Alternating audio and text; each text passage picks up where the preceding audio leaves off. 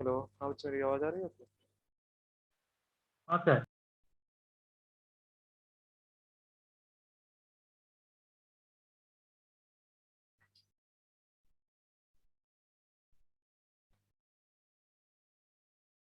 तो कहाँ तक पढ़ लिया था?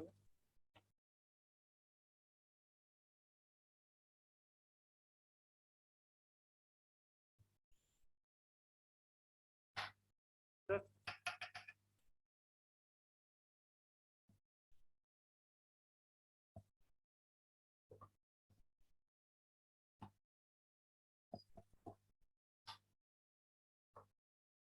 डेफिशिएंसी सिम्टम्स ऑफ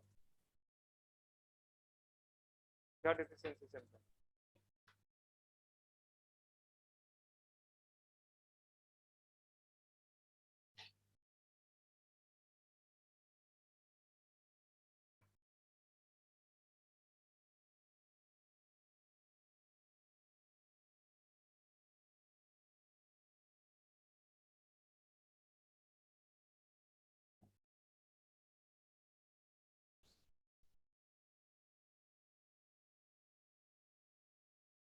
क्या क्या लिखाया था डेफिशिएंसी सिम्टम्स में? फ्लोरासिस। ओके, फ्लोरासिस के वो बताओ जरा, कौन कौन से डेफिशिएंसी होती है, किस तरह की डेफिशिएंसी?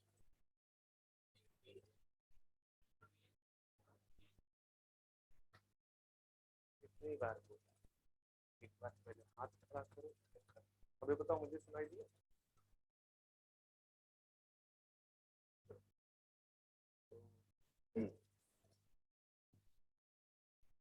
मैं मैंने आपको सारा बताया होगा।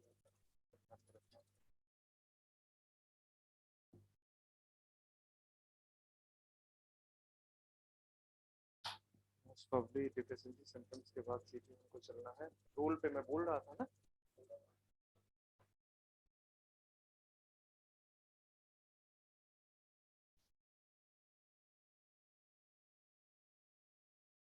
यहाँ पे हम सिर्फ रोल मिनरल्स का पढ़ेंगे। माइक्रो न्यूट्रिएंट्स भी मिनरल्स ही हैं, सारे माइक्रो न्यूट्रिएंट्स आर।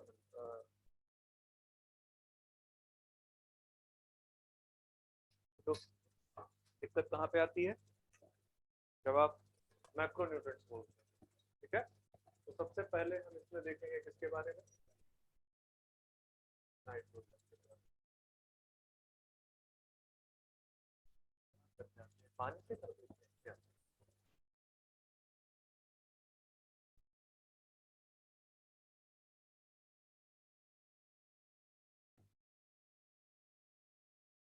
नाइट्रोजन। तो nitrogen is the fourth most abundant element present in living organisms। Living organism में ये फोर्थ मोस्ट, बट ये उतना इम्पोर्टेंट पॉइंट नहीं। तो सबसे ज्यादा इम्पोर्टेंट पॉइंट है, ठीक है, this is the most abundant plant. क्या बात है?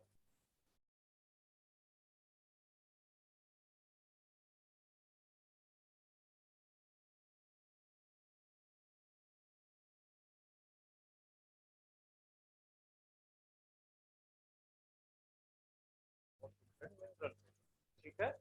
और वो भी कहाँ पे? जो लिविंग ऑर्गेनिज्म में पाया जा रहा है।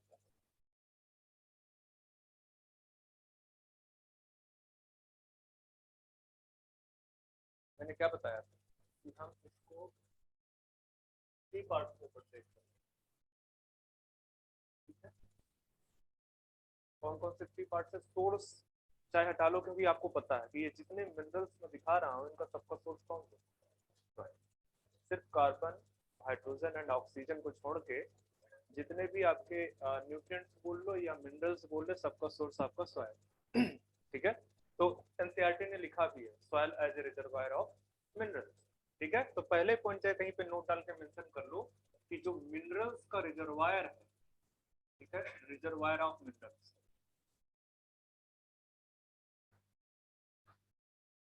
रिजर्वायर ऑफ मिनरल्स, वो क्या है, soil। ठीक है, वैसे तो लिखने की बात नहीं है, सबके पास दिमाग में रहता है, ना गो एग्जाम में भूल जाओ। ठीक है, तो यहाँ पे देखो कि किस फॉर्म में एब्जॉर्ब होता है, फॉर्म ऑफ या अपटेक फॉर्म लिखो, अपटेक फॉर्म, किस फॉर्म में एब्जॉर्ब होता है। दूसरा है फंक्शन, और तीसरा है क्या,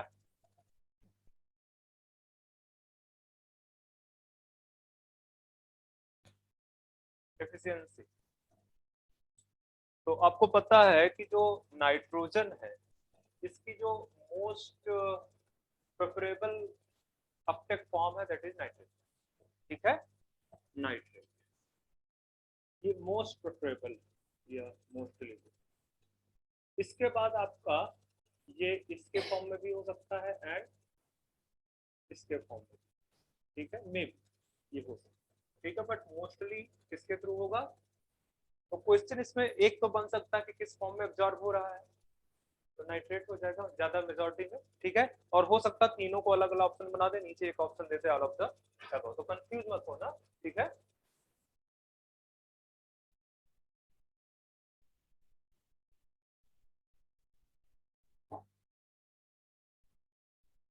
फंक्शन के रिस्पेक्ट में अगर बात करेंगे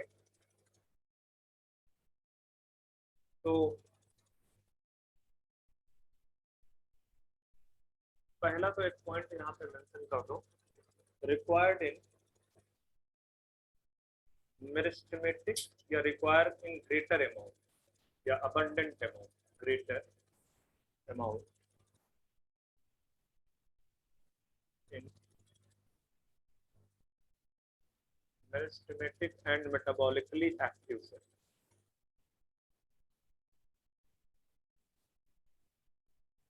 एक्टिव सेल।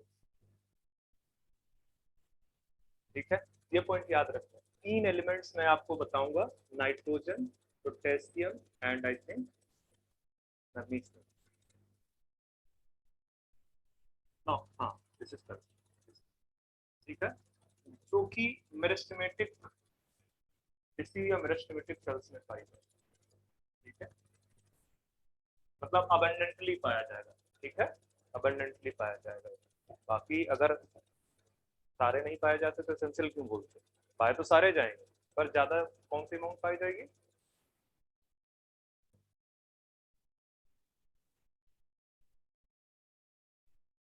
अब देखो, नाइट्रोजन कहाँ कहाँ पे प्रेजेंट है, प्रोटीन्स में प्रेजेंट है, वाइटामिन में प्रेजेंट है, हार्मोन्स में प्रेजेंट है, आपके साइटोक्रोम्स में प्रेजेंट है, एल्कलॉइड्स में प्रेजेंट है, हर जगह तो प्रेजेंट है, न्यूक्लिक एसिड में प्रेजेंट। ठीक है, मतलब storage of genetic information.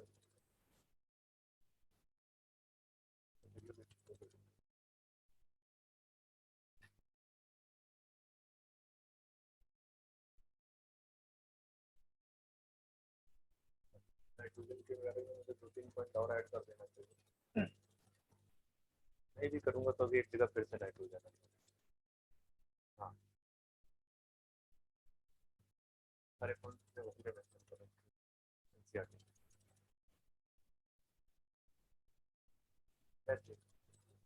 Nitrogen limiting element है both in terrestrial and aquatic ecosystem, दोनों इकोसिस्टम में आपका ये लिमिटिंग। ठीक है, और growth, reproduction and storage of genetic information में पार्टिसिपेट करता है। ठीक है, आप ये बोल सकते हो कि डायरेक्टली फंक्शन। ठीक है,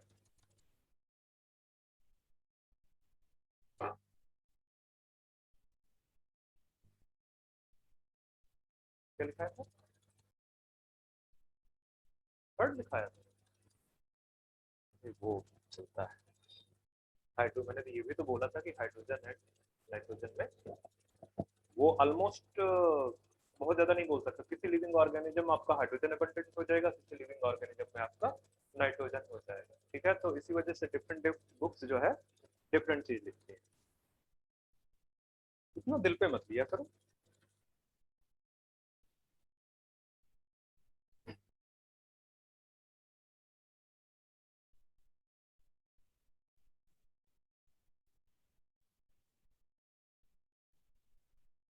चलो लिख दो, यहीं पे लिख दो।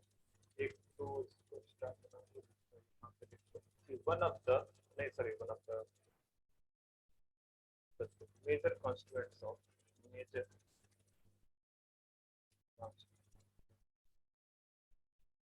अभी जिनका नाम बोला सब लिख रहा, कौन कौन से प्रोटीन, आप अमाइनो एसिड भी लिख सकते हो, प्रोटीन को ऐसे लिख दिया तो अमाइनो एसिड कॉन्सेंट्रेशन हो जाता है, बट कुछ जो ग्रुपों के लिए नहीं होता है, ठीक है।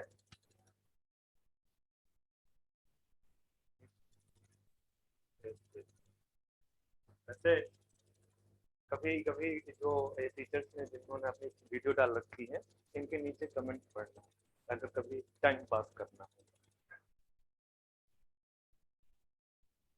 और टाइम पास करना हो तो के खान की कोई वीडियो पड़ी हो, कमेंट पड़ा हो, उसके नीचे के कमेंट पढ़ लेंगे।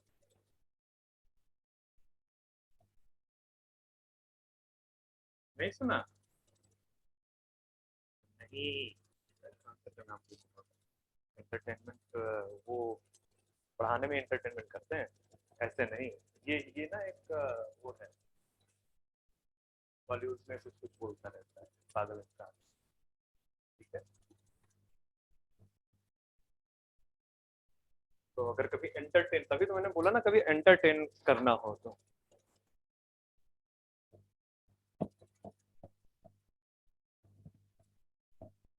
अभी सलमान खान को शायद स्नेक बाइट कर गया था, तो बोलता है कि सलमान खान को कैसे कुछ होगा, सलमान खान तो खुद ही इतना जहरीला है कि वो सांप मर गया होगा, चेक करो।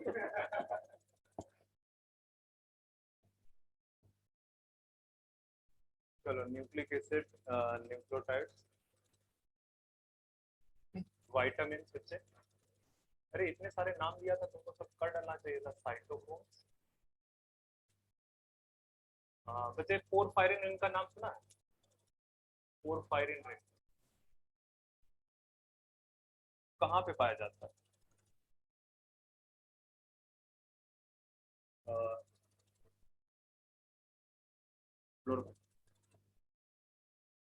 एक्चुअली ये जो साइटोक्रोम है ना, जो ऊपर लिखा है मैंने, उसमें भी ये पाई जाती है, वहीं पे तो नाइट्रोजन प्रेजेंट है, ठीक है, वहीं पे नाइट्रोजन प्रेजेंट है। तो साइटोक्रोम्स में भी या इस तरह से लिखो, फोस्फोराइलेशन इन क्लोरोफिल, थोड़ा थोड़ा डिफरेंस है, क्या डिफरेंस?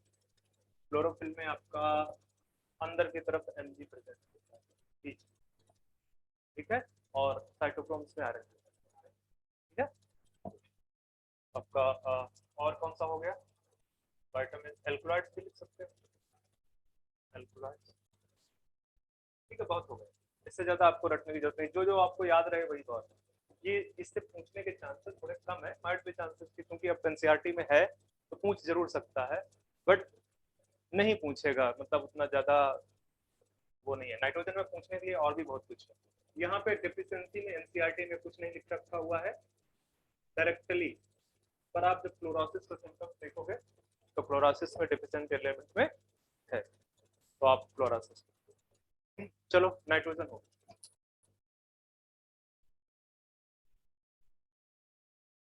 हाँ बहुत सारे हैं, पर बच्चे जरूरत नहीं, मैं बता रहा हूँ ना, इसमें वो ज्यादा इंपॉर्टेंट है कि ये फोर्थ मोस्ट प्रेवलेंट एलिमेंट है, ठीक है, न्यूट्रिएंट्स बेसिकली, वो ज्यादा इंपॉर्टेंट है, मैं बता दूंगा कौन कौन सा पार्ट है। दूसरा मेरिस्टेमेटिक, ये वाला पॉइंट ये ध्यान में रखना है, और ये क्लब करके आएगा, अकेले नहीं आएगा, जानते हो क्यों नहीं अकेले आएगा? क्योंकि 3 एलिमेंट है, तो हो सकता है पूछ ले कि इसमें से कौन सा मेरिस्टेमेटिक सेल्स में अबंडेंटली पाया नहीं जाता है, तो आपको मैंने बताया नाइट्रोजन, पोटेशियम एंड कैल्शियम, इन तीनों में पाया जाएगा, ठीक है, ये तीनों पाए जाएंगे। अब उसके अलावा कोई और रख देता है तो वो अबंडेंटली, या हो सकता है आपको बेवकूफ बनाने के लिए एक और काम कर सकता है, ये तीनों के तीनों कैसे एलिमेंट है? मैक्रो है, अब वो कोई माइक्रो वाला उठा के रख दे तो वो माइक्रो तो कहीं पे भी अबंडेंटली प्रेजेंट नहीं है, उसकी थोड़ी सी अमाउंट ही बहुत बड़ा गेम कर देती है, ठीक है।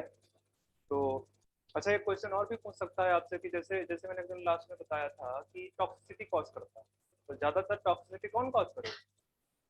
माइक्रो, क्यों? क्योंकि इसकी जो ऑप्टिमम रेंज है वो बहुत कम है, नैरो है, तो उसमें थोड़ा सा भी वेरिएशन होगा तो या तो डिफिशिएंट हो जाएगा या तो टॉक्सिक हो जाएगा, ठीक है।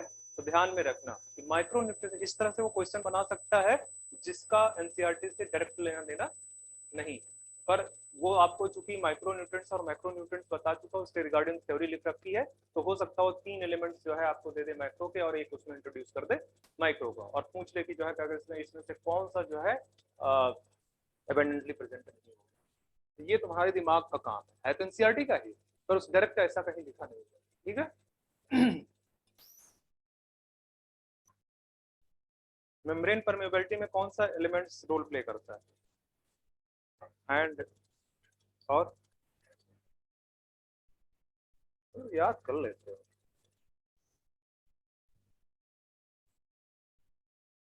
चलो नेक्स्ट एलिमेंट है फास्फोरस।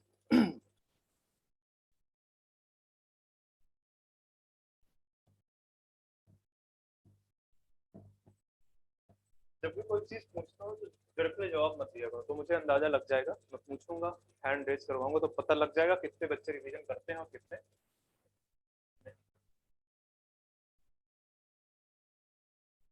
फास्फोरस, ठीक है, इसमें भी आप फास्फोरस में देखो, लिख दो अपटेक फॉर्म,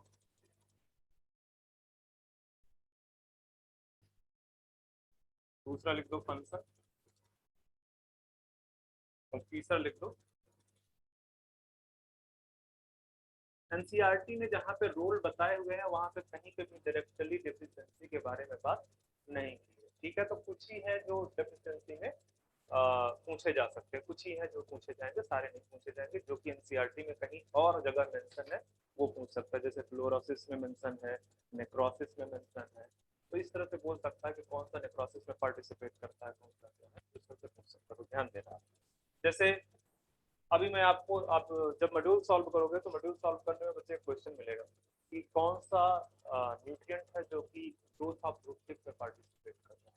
ठीक है, और वो काफी कंट्राडिक्ट रहा है इसका आंसर, कई जगह पे कुछ और लिखा, कई जगह पे, पर जो एनसीईआरटी बोलती है उसके अकॉर्डिंग कैल्शियम।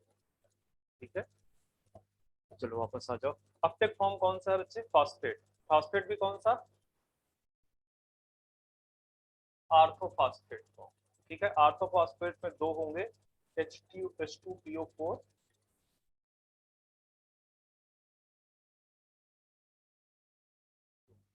ध्यान में रखें। ठीक है, तो हो सकता है कि ऑप्शन सिर्फ आपको क्या दे, आर्थोफॉस्फेट। ठीक है, क्योंकि दो है, या हो सकता है दोनों दे दे और तीसरा कोई दे दे और फिर फोर्थ में ए एंड बी लिख दे, इस तरह भी कर सकता है।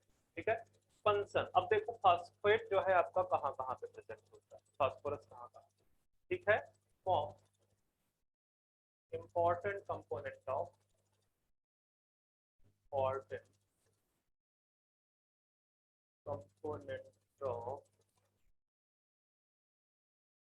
मेम्ब्रेन। ठीक है, आप लिख दो न्यूक्लिक एसिड एंड न्यूक्लियोटाइड।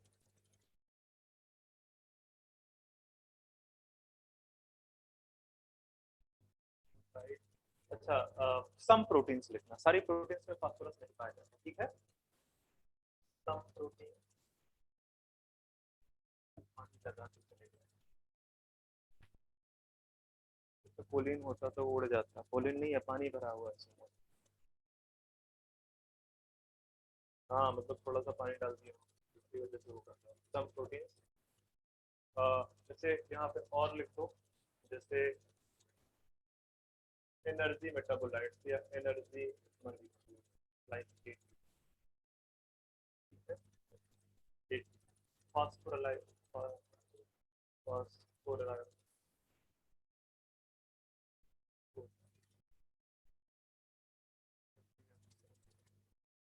इतने बहुत सारे। ठीक है, ध्यान रखना कि जो आपका मेम्ब्रेन है, मेम्ब्रेन किसका बना हुआ है? ठीक है, बाइलेयर ऑफ फॉस्फोलिपिड का, तो फॉस्फोलिपिड में फॉस्फेट प्रेजेंट। ठीक है, और इसके बाद फिर आप जानते ही हो कि प्रोटीन्स में के कुछ जैसे जैसे कौन से प्रोटीन, केसीएम, मिल्क प्रोटीन। ठीक है, तो खैर चलो एनिमल हो गया, इसके अलावा एक दो तीन प्रोटीन है जो कि प्लांट में भी पाई जाती है जहाँ फॉस्फोराइलेशन होता है। ठीक है, तो वो है, कहीं पे भी मॉलिक्यूल्स में फॉस्फोराइलेशन वाली रिएक्शन करवानी होगी कि बिना फॉस्फेट के आप करवा नहीं सकते, क्यों? क्योंकि फॉस्फेट बड़ा ग्रुप है, उसमें दो निगेटिव होने की वजह से, ठीक है, वो अपने चारों तरफ बहुत बड़ा एनवायरनमेंट क्रिएट कर लेता है, इलेक्ट्रोनेगेटिव पूरा उसका पूरा स्फेरिकल एनवायरनमेंट है, तो वो जिस भी मॉलिक्यूल के साथ अटैच कर दोगे उसको क्या कर देगा, अनस्टेबल बना देगा। और जैसे ही अनस्टेबल बनाएगा वो रिएक्शन करने के लिए तैयार हो जाएगा। कभी भी एक स्टेबल मॉलिक्यूल रिएक्शन करने के लिए तैयार, सर बताया हूँ, ठीक है। डिफिशियंसी में बच्चे बताओ, एक तो आपका है क्लोरोसिस और साथ में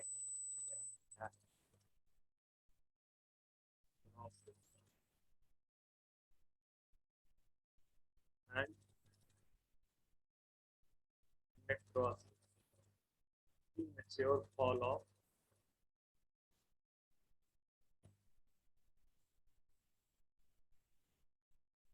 leaves and delay in, जैसे इतना पूछेगा, ये वाला याद रखना, ये delay in seed germination, seed germination में भी क्या करेगा, डिले करवाएगा।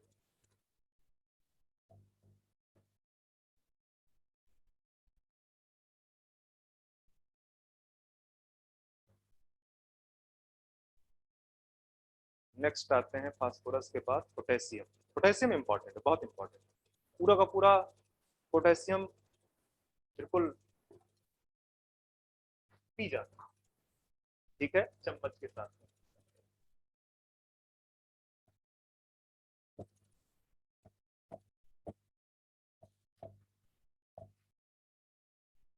फास्फोरस के बाद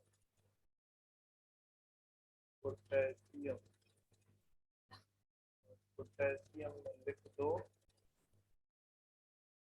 कौन कौन सा, अपटेक फॉर्म,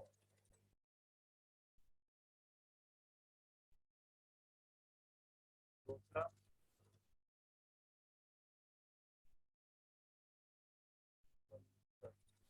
थर्ड वन है एफिशिएंसी। तो आपको फास्फोरस में भी बहुत ज्यादा रटने वाली चीजें नहीं है, देखो ये वाला आपके दिमाग में ऑलवेज रहेगा, अपटेक फॉर्म। फंक्शन आपको पता ही कि सेल मेम्ब्रेन बनी है, न्यूक्लिक एसिड न्यूक्लियोटाइड बना हुआ है, प्रोटीन्स में कुछ प्रेजेंट है, ठीक है। और क्लोरोसिस एंड नेक्रोसिस आप वहीं से देख सकते हैं। क्लोरोसिस मैंने वहां पे बोला था, शायद लिखा नहीं है एनसीईआरटी में, एलिमेंट डिफिशिएंट एलिमेंट में फास्फोरस को क्लोरोसिस के केस में नहीं रखा, नहीं रखा है ना, आप लिख लो जाके वहां पे, ठीक है, वहां पे मेंशन कर लो कि फास्फोरस भी पार्टिसिपेट करता है, एनसीईआरटी नहीं मेंशन कर रखा होगा, ठीक है। पर जैसे ही आप देखोगे ये वाला पार्ट है, ये बनना बंद हो जाएगा तो अपने आप सारा जो है क्लोरोसिस वाली सिचुएशन क्रिएट हो जाएगा, ठीक है, क्योंकि समहाउ जो हाँ वो रेगुलेट कर रहा है पूरा का पूरा, ठीक है। चलो, अपटेक फॉर्म में आपको पता है कि ये किस फॉर्म में अपटेक होगा, पोटेशियम प्लस फॉर्म, ठीक है। अब इस तरह से भी क्वेश्चन पूछ सकता है कि जैसे दे दे कि which of the element is absorbed in cationic form, which of the element is absorbed in anionic form, इस तरह से भी पूछ सकता है, ठीक है। उसको तो बेवकूफ बनाना है बच्चे, जो कि नया लगे, ठीक है बड़ी सिंपल चीज। तो फंक्शन में बात करोगे पोटेशियम में, तो पोटेशियम आपका कौन कौन सी चीज में पार्टिसिपेट करता है, कैटायनिक, एनायनिक, फिर वो छोड़ो, एक तरफ से रिलेट करके करना है ना, ठीक है। सबसे पहले एक चीज लिखो यहाँ पे, प्रेजेंट इन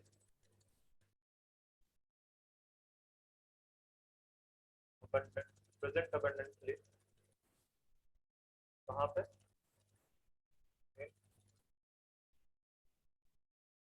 nourished, ठीक है। दूसरा इन्वॉल्व कर दो कैटायनिक, एनायनिक बैलेंस। अच्छा, ये कैटायनिक एनायनिक बैलेंस आपको क्लोराइड के केस में भी दिखेगा, ठीक है। वो भी चूंकि potassium ion, sodium ion and chloride ion, ये तीनों पार्टिसिपेट करते हैं किसमें, कैटायनिक एनायनिक बैलेंस में, ठीक है। तो जैसे ही आपने बात यहाँ कर दी है कैटायनिक एनायनिक बैलेंस के, तो इसी से रिलेटेड चीज क्या है बच्चे, ओपनिंग एंड क्लोजिंग ऑफ, ध्यान मतलब रटने की जरूरत नहीं पड़ेगी, तो वैसे भी इतनी बार आ जाएगा कि तुमको याद ही रह जाएगा। अभी जब मैं आपको ट्रांसपिरेशन पढ़ाऊंगा, हाँ, तो स्टोमेटा की ओपनिंग एंड क्लोजिंग के बारे में बात करूंगा, opening and closing of stomata.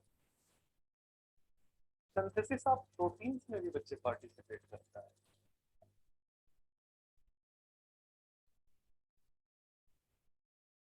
ये एंजाइम एक्टिवेटर भी। अच्छा बताओ, कोई कभी एक दिन मैंने बताया था पायरुवेट काइनेज, एग्जाम्पल में डाल दो यहाँ पे इन ब्रैकेट डाल दो पायरुवेट काइनेज। हालांकि इसको अभी से रटना स्टार्ट कर दो, क्यों? क्योंकि ग्लाइकोलाइसिस का लास्ट स्टेप बोला रहा है, ठीक है, फास्फोइनाइल पायरुवेट को पायरुवेट में चेंज कर, ठीक है। तो मतलब हर जगह पे इंपॉर्टेंट एंजाइम है पायरुवेट काइनेज, जिसको एंजाइम एक्टिवेटर K+ चाहिए होता है। तो ध्यान में रखना, ये सारे के सारे इंपॉर्टेंट है, तो रिस्पेक्टिव से कुछ छोड़ना ही नहीं है। एनायनिक बैलेंस में opening and closing of stomata पे, सिंथेसिस ऑफ प्रोटीन पे, एंजाइम एक्टिवेटर, ठीक है।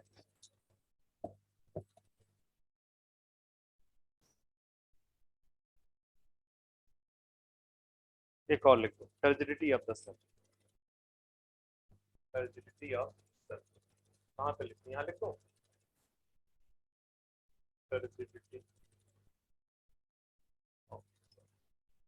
ये पूरे याद कर देना, ये पोटेशियम 3-4 एलिमेंट्स ऐसे हैं जिनको आप पूरा कंटेंट आपको याद करना है, उसमें से एक पोटेशियम है, दूसरा आपका कैल्शियम है, तीसरा आपका बोरान, सब कुछ याद करना है इसके बाद, तीनों बहुत इंपॉर्टेंट है, ठीक है। अच्छा, यहाँ पे जो है मेरिस्टेमेटिक सेल्स के साथ एनसीईआरटी ने कई सारी चीजें लिख रखी है, like bird, like leaf, but मैंने मेरिस्टेमेटिक सेल्स लिखाया, बाकी तुम्हारा काम है पढ़ लेना एनसीईआरटी, ठीक है। डेफिशिएंसी जो है आपका क्या होगा, फ्लोरोसिस में है कि नहीं बताओ मुझे, नेक्रोसिस में,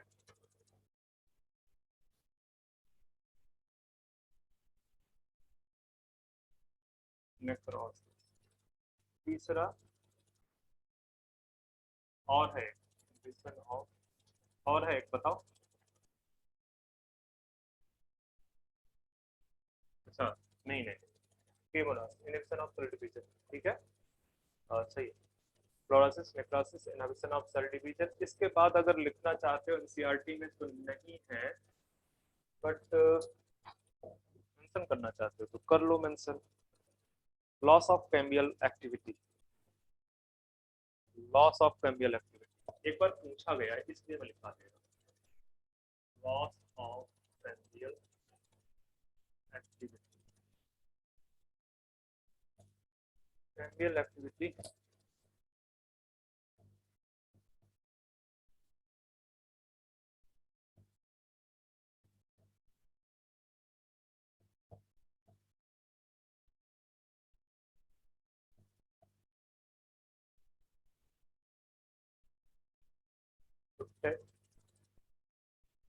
हाँ, इनहिबिशन ऑफ सेल डिवीजन से related है।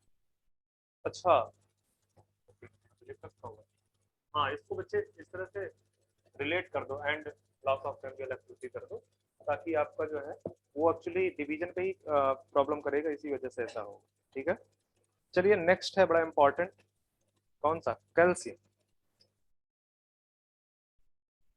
कैल्शियम,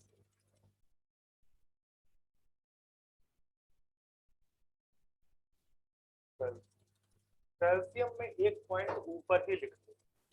देखो मैंने आपको बताया था, क्या बताया था कि कुछ है मोबाइल एलिमेंट्स और कुछ है इमोबाइल, तो ये कैसा है, ये इमोबाइल, और इमोबाइल का मतलब कि जिस टिश्यू में ये प्रेजेंट है वहां से वो माइग्रेट नहीं करेंगे, दैट मीन्स कि ओल्ड टिश्यू में ये क्या होगा, एकोमोडेट करेगा, ठीक है, जाहिर सी बात है, तो जा ही नहीं रहा, तो पहला ही पॉइंट यहाँ पे लिख दो, एक्यूमुलेट इन ओल्ड टिश्यू। वैसे तो रटने की जरूरत नहीं है, अपने आप ये दिखा रहा है कि ये कैसा एलिमेंट है, इमोबाइल। अब अपटेक फॉर्म, दूसरा फंक्शन, तीसरा डेफिशिएंसी। ऑक्टेट फॉर्म आपको पता है कैल्शियम प्लस डबल, ध्यान देना, ठीक है। फंक्शन की बात करेंगे तो ढेर सारे फंक्शन प्ले करता है, जैसे मेम्ब्रेन परमेबिलिटी, बट एनसीईआरटी ने डायरेक्टली मेम्ब्रेन परमेबिलिटी नहीं लिखा हुआ, उसने क्या लिखा, normal functioning of the cell membrane या बायो मेम्ब्रेन। ध्यान देना, मैं क्या लिखाऊंगा यहाँ पे, मेम्ब्रेन परमेबिलिटी, आप ध्यान से रखना।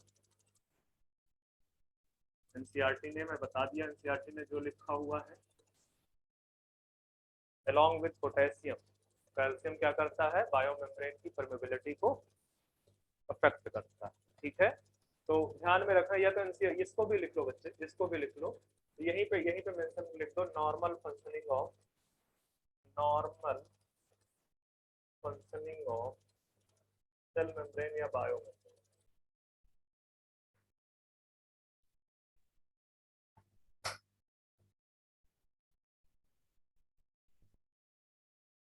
माइटोटिक स्पिंडल फाइबर, ठीक है।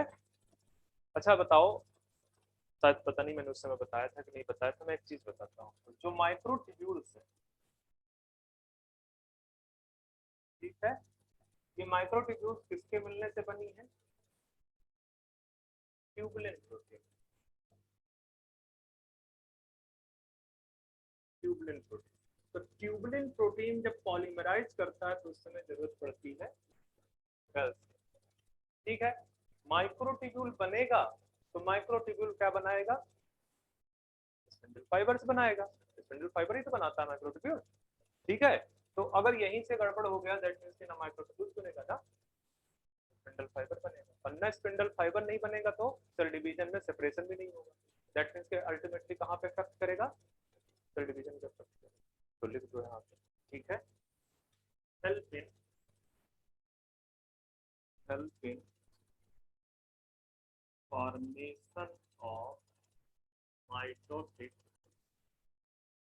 Spindle, mitotic spindle and ultimately cell division, ठीक है। आप लिख सकते हो यहाँ पे एरो बना के, सेल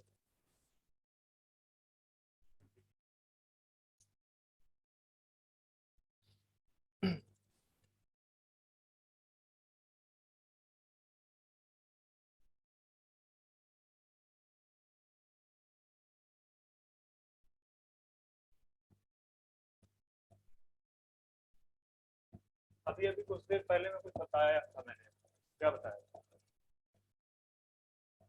क्या बता बच्चे, एक चीज मैं आप लोगों को बोलना चाहता हूँ कि कोरोना बहुत तेजी से स्प्रेड कर रहा है, तो जब भी किसी बच्चे को ये एहसास होता है कि मैं कोल्ड या उस तरह से है, तो प्लीज अवॉइड करना क्लास, क्योंकि एक बच्चा पूरी क्लास को विद टीचर्स अफेक्ट करे। मैं तो विदाउट मास्क बैठा हुआ हूँ, ठीक है। तो कोशिश करना, क्योंकि एक आध लेक्चर से कुछ हो नहीं जाएगा।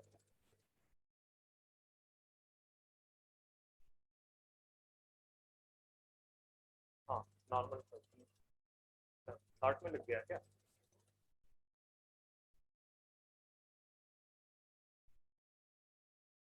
अरे इसका तो समझ लिया करो, मेरे पास स्पेस नहीं है।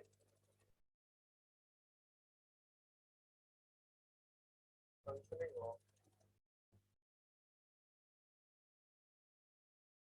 मेरे साथ चलने की कोशिश किया करो, मेरी बातों को पहले सुन लिया करो तो तुमको खुद ही समझ में आ जाएगा, ठीक है। तो लिख दो, रिक्वायर्ड इन मेरिस्टेमेटिक, पूरा स्टेटमेंट देखना, required in meristematic and differentiating,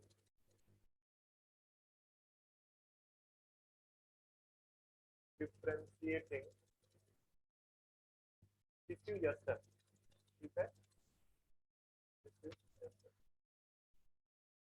पहला वाले में नाइट्रोजन में क्या देखा था, meristematic cells are metabolically active cell. दूसरे में क्या देखा, जो कि कौन सा था, potassium, meristematic cells but leaf वगैरह, ठीक है। And third one which is calcium, यहाँ पे meristematic cells and differentiating cells, ठीक है। तो यहाँ पे आपको जरूरत है। एक बड़ा इंपॉर्टेंट फंक्शन है इसका, जब सेल फॉर्मेशन होता है, सेल डिवीजन होता है, तो सेल डिवीजन के दौरान साइटोकाइनेसिस में सेल वॉल का फॉर्मेशन होता है। और सेल वॉल का फॉर्मेशन सबसे पहले, सेल वॉल जब सपोज कर लो ये सेल, ये सपोज कर लो सेल, अब इसमें जो है क्या कहते हैं, क्या होने जा रहा है, साइटोकाइनेसिस। तो यहाँ पे प्लांट सेल के में क्या होता है, इस तरह से सेल प्लेट बनना स्टार्ट करते हैं, ठीक है, फ्रेगमोप्लास्ट, ठीक है। तो फ्रेगमोप्लास्ट में ये बेसिकली सबसे पहले क्या बनता है, कैल्शियम का, पहले फ्रेगमोप्लास्ट होगा, फ्रेगमोप्लास्ट में तीन चीजें होंगी, Golgi body, ER and microtubules वगैरह, ठीक है, साइटोस्केलेटल फिलामेंट, ये तीन है। इसके ऊपर फिर जो डिपोजिशन होगा वो होगा कैल्शियम एंड मैग्नीशियम के एक्सेस, इसके बिना हो ही नहीं सकता, ठीक है। तो यहाँ पे लिख दो, हेल्प इन फॉर्मेशन ऑफ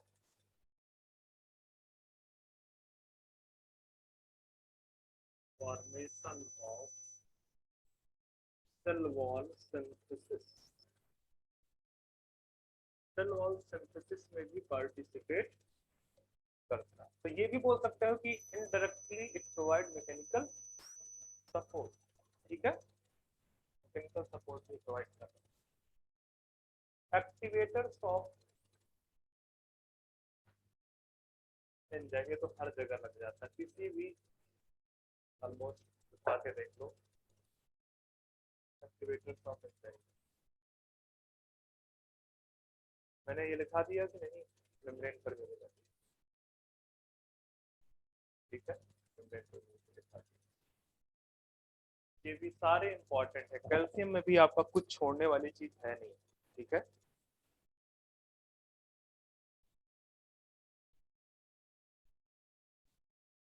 चलो हो गया, एक पॉइंट और लिखाना, बाकी हम ये सीधे, वैसे डिफिशियंसी में कुछ आपने सीआरटी में दिया नहीं है, बट फिर भी चलो एक आध पॉइंट लिखा देते हैं।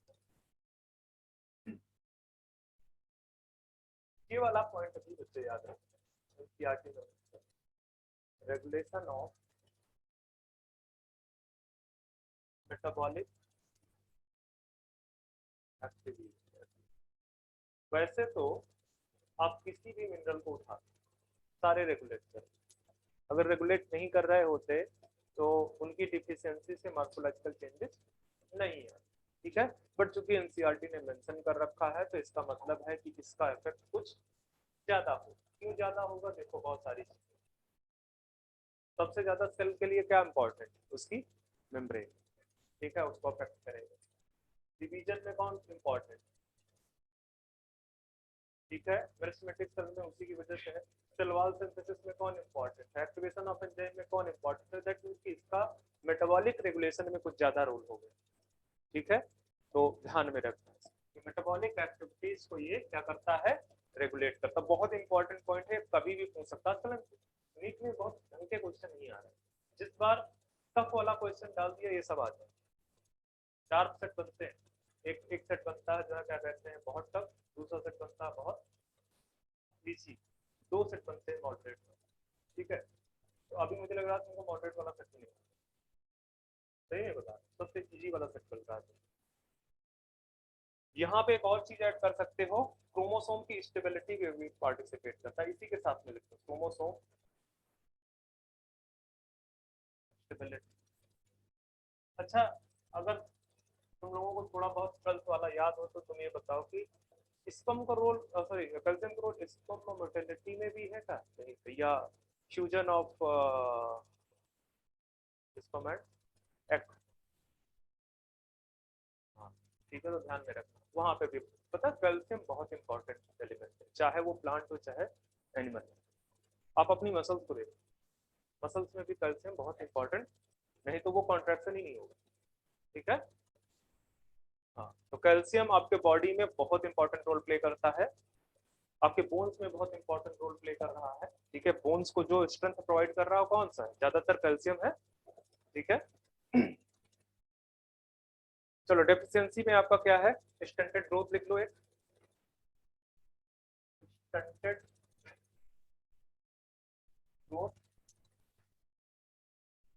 लिख दो साथ में, जो है क्या कहते हैं, नेक्रोसिस।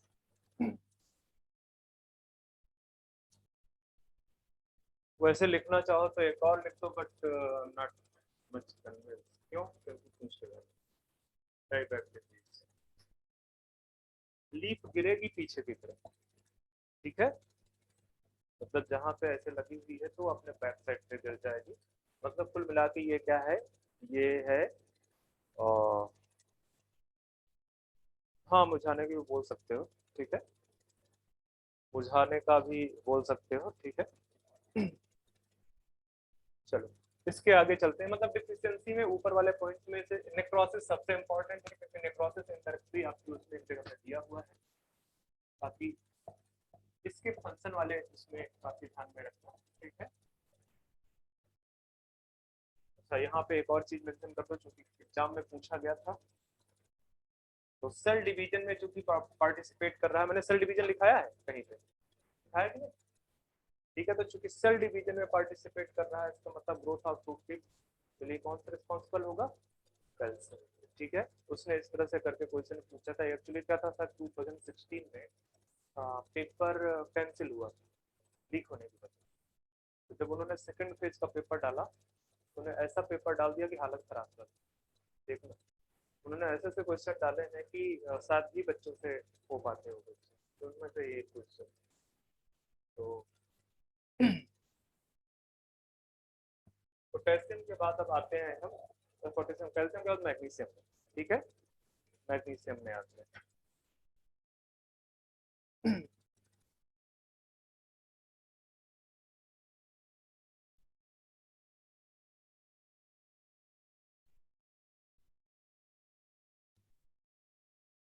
यहाँ पे और भी लिख लो बच्चे, इसमें एक और लिख लो, degeneration, degeneration of meristem, meristematic tissue, और इनडायरेक्टली बोल सकते हो ग्रोथ एफाइसिस को, ग्रोथ एफाइसिस, ठीक है, ग्रोथ एफाइसिस। तो इससे आपका वो रूट टिप वाला प्रॉब्लम,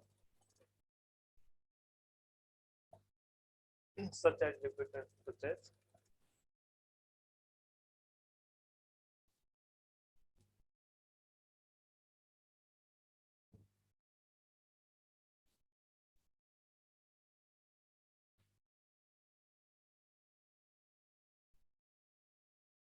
मॉड्यूल से जितने भी क्वेश्चन वो वाले हों बाई ईयर आए हैं, एआईपीएमसी प्लस डी, तो क्वेश्चन सॉल्व करिए, ठीक है।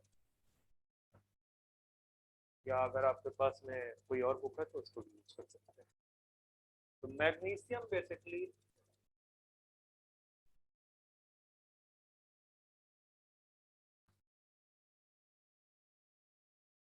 अपटेक फॉर्म, दूसरा मैंने क्या बोला, फंक्शन, तीसरा मैंने क्या बोला, डेफिशिएंसी, ठीक है। तो अपटेक फॉर्म मैग्नीशियम का कौन सा होगा बच्चे? ठीक है, इसको इसको क्या लिखा रखा है, शायद मैग्नीशियम को नहीं, मैग्नीशियम के लिए कुछ नहीं लिखा।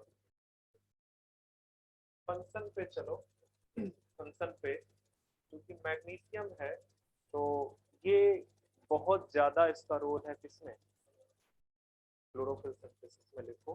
एंजाइम एक्टिवेशन में, स्पेशली फोटोसिंथेसिस एंड जो रेस्पिरेशन की एंजाइम्स हैं उसमें बहुत ज्यादा रोल है, ठीक है। तो चलो पहले लिख लो सिंथेसिस ऑफ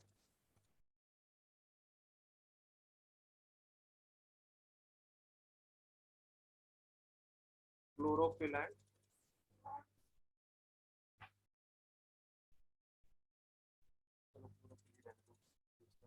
दूसरा क्या बोल रहे थे, enzyme activator of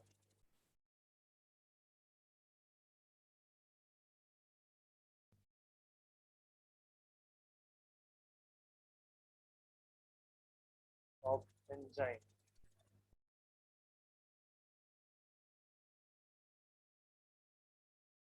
related to photosynthesis and respiration.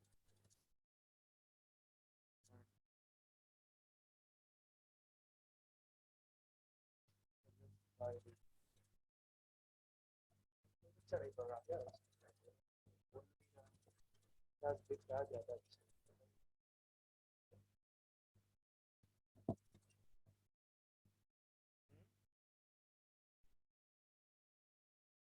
हाँ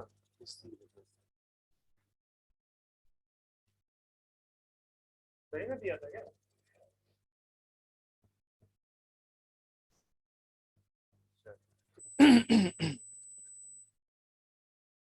अच्छा, मैग्नीशियम बच्चे आपका जो दो है क्या, सिंथेसिस सिंथेसिस ऑफ एटीपी की जब बात करोगे ना, सिंथेसिस एंड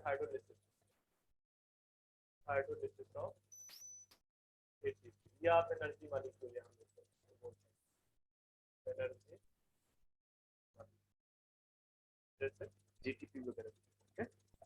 तो एटीपी की चाहे सिंथेसिस हो बच्चे, सिंथेसिस होगी तो कौन सा एंजाइम पार्टिसिपेट करेगा, और एटीपीएज पार्टिसिपेट करेगा, सिंथेज नहीं, एटीपी सिंथेज नहीं है,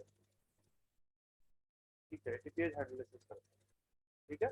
और एटीपी सिंथेज क्या करता है, एडीपी प्लस इनऑर्गेनिक फॉस्फेट, जिस तरह का एरो नहीं लगाना चाहिए बस ठीक है, एनर्जी देके किया जा सकता है, ठीक है। तो यहाँ पे जो एंजाइम होगा वो क्या होगा, एटीपी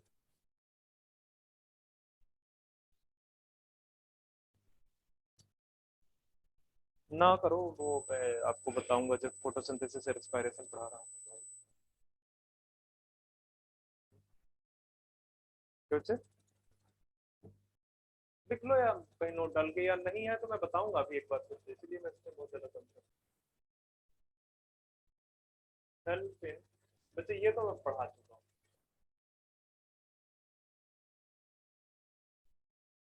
बताओ क्या लिखने वाला है,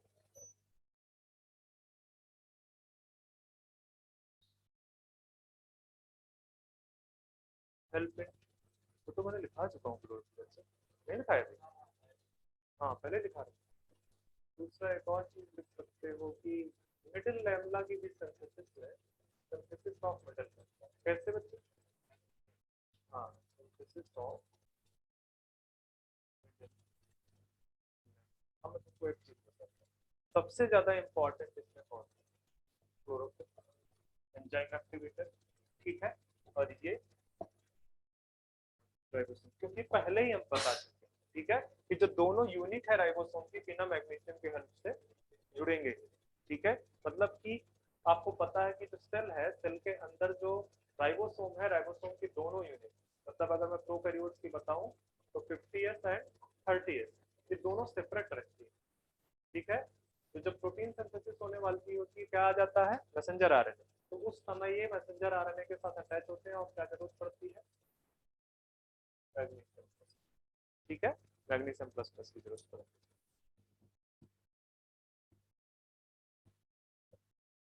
चलो डेफिशिएंसी में देखो क्या क्या है, फ्लोरोसिस है, फ्लोरोसिस नहीं है, फ्लोरोसिस लिख लो एंड एक्टोसिस लिख लो,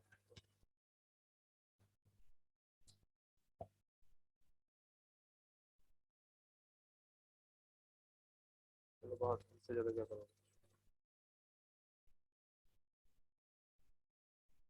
चलते हैं सल्फर।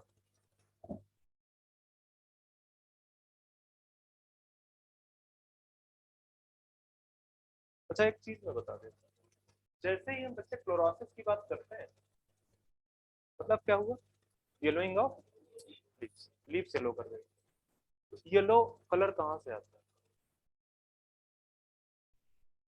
एंथोसाइनिन एक पिगमेंट है, ठीक है। तो एंथोसाइनिन पिगमेंट का फॉर्मेशन होने लगेगा, तो आप जहां जहां क्लोरोसिस लिखा हुआ है वहां पे आप ये बोल सकते हैं कि एक्युमुलेशन ऑफ एंथोसाइनिन है, जैसे ही क्लोरोसिस होगी सेकंड स्टेप क्या होगा, एंथोसाइनिन पिगमेंट वहां पे बनेगा और उसका कलर येलो होगा। ठीक है, क्योंकि येलो कलर आ ही किसकी वजह से रहा है, बिकॉज ऑफ एंथोसाइनिन। तो आप अंडरस्टूड है। ठीक है, तो मैं लिखाऊं या नहीं लिखाऊं, वैसे तो शायद पूछेगा भी नहीं, बस दिमाग में रखना कि एक्यूमुलेशन ऑफ एंथोसाइनिन पिगमेंट हो जाए। और एक इंपॉर्टेंट पॉइंट है, कभी एग्जाम में पूछा गया था कि कौन सा वाटर सॉल्युबल पिगमेंट, ये जो एंथोसाइनिन है this is the water soluble pigment and found in vacuoles. ठीक है, तो ध्यान में रखना एंथोसाइनिन।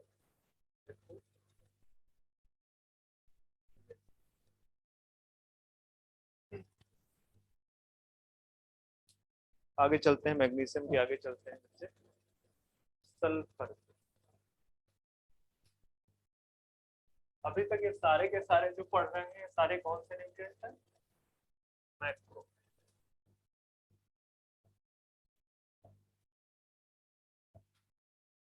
लिख दो सल्फर।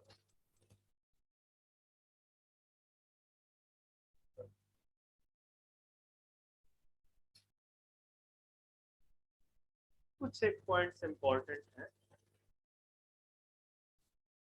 जैसे जो ऑक्टेट फॉर्म है, ऑक्टेट फॉर्म बच्चे कौन सा होगा, सल्फेट। ठीक है,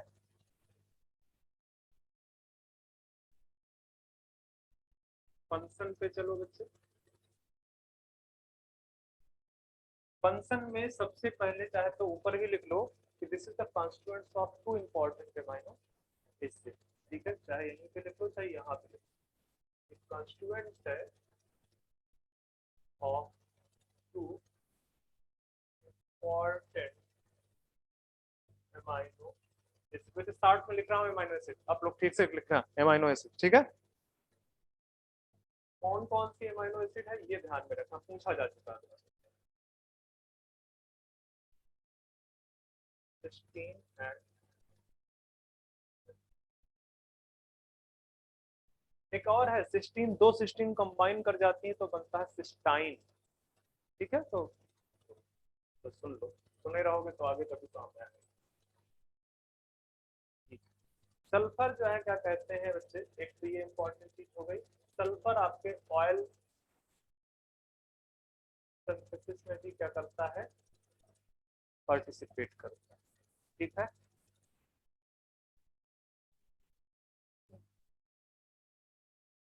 और कौन सा इंपॉर्टेंट,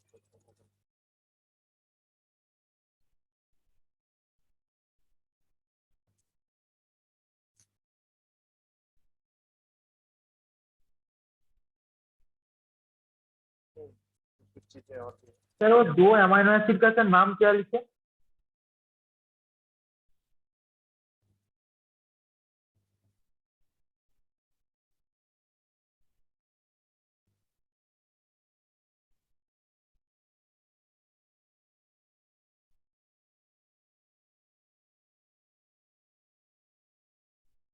बायोमॉलिक्यूल अगर पढ़े होते तो शायद जरूरत नहीं पड़ती मुझे इतना लिखने की, सिस्टीन एंड मेथानिन।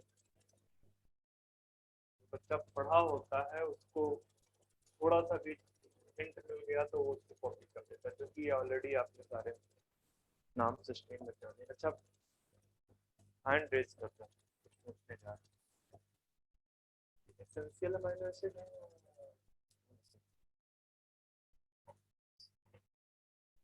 कौन कौन सा बच्चा, अरे थोड़ा ऐसे करो ताकि मुझे दिखे, एक दो तीन, तुम भी सोच रहे हो कि उठाऊं कि नहीं उठाऊं।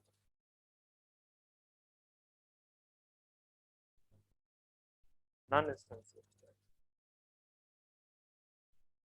हाँ बताओ।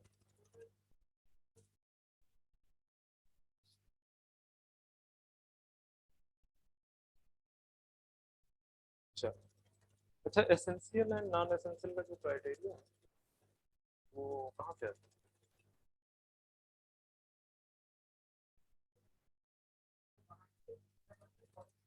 मतलब हाँ मैं अगर प्लांट में बोलूँ तो प्लांट में essential and non essential, plant के लिए कौन सा एसेंशियल है कौन सा नॉन एसेंशियल।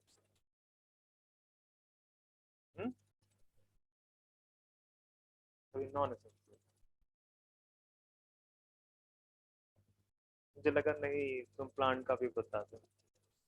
प्लांट के लिए एसेंशियल नॉन एसेंशियल कुछ नहीं है, क्योंकि प्लांट सारा सिंथेसाइज करता है। एसेंशियल और नॉन एसेंशियल आपको दो जगह से देखने को मिलता है, एक इसमें देखने को मिलेगा, दूसरा फैटी एसिड में। ठीक है, तो प्लांट में सारे फैटी एसिड सिंथेसाइज होते हैं, वो चाहे सैचुरेटेड हो चाहे अनसैचुरेटेड हो, और अमीनो एसिड। ठीक है, तो आगे चलते हैं बच्चे। हाँ लिखो जैसे कॉन्स्टिट्यूएंट्स ऑफ सेवरल एंजाइम्स। आपका नोड्यूल फॉर्मेशन में भी हेल्प करता है। कॉन्स्टिट्यूएंट्स ऑफ सेवरल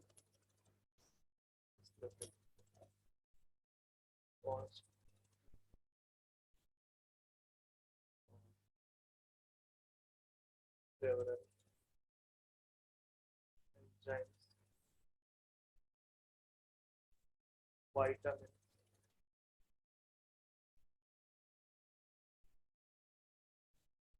तो विटामिन में बच्चे जरा सा लिख दो कौन कौन से विटामिन रिक्वायर्ड है। Vitamin A, biotin. एनसीईआरटी ने बायोटिन लिखा है, एक्चुअली कौन सी विटामिन है बच्चे? विटामिन एच है, डी भी है, पर कौन सी भी, कौन सी भी, कौन सी किया है? कौन सी है?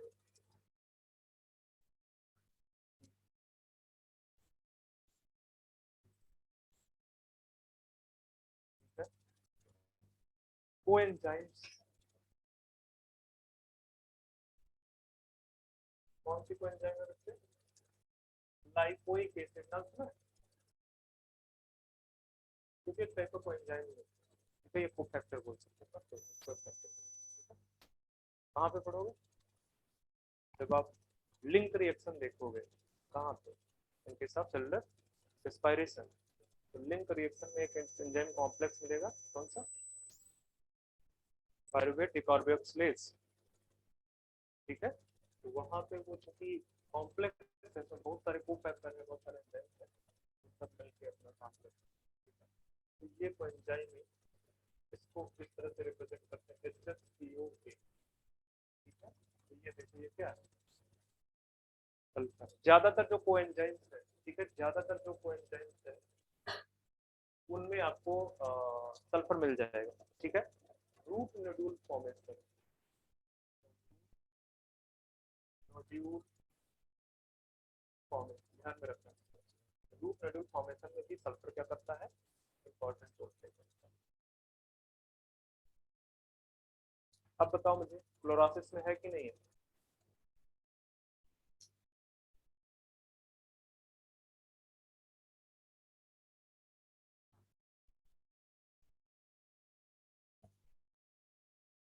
मैंने एक स्टेट बनाया है क्लोरोसिस को।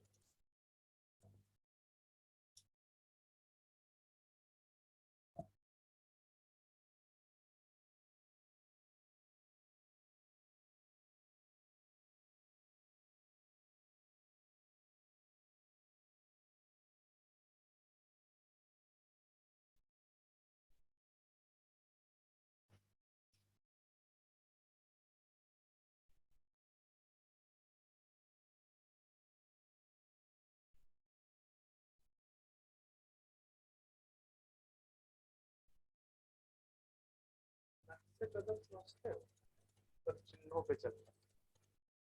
ठीक है, मंजन, मंजन में दोनों कवर हो जाएंगे, Mn एंड Zn। मांगे, माफी, क्लोरोसिस के नक्शे कदम।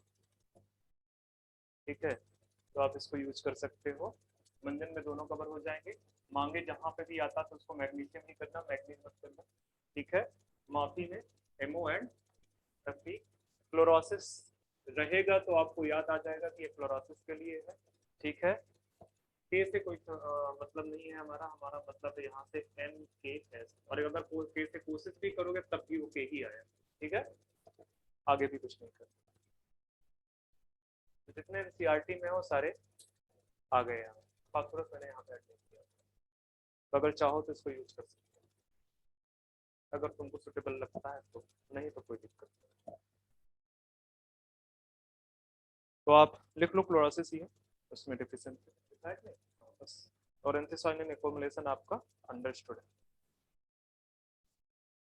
तो हमारा यहाँ से जो वो थे, नहीं क्या कोई दिक्कत है, समझ नहीं आ रहा हो? जरूरी नहीं है बच्चे कि आप,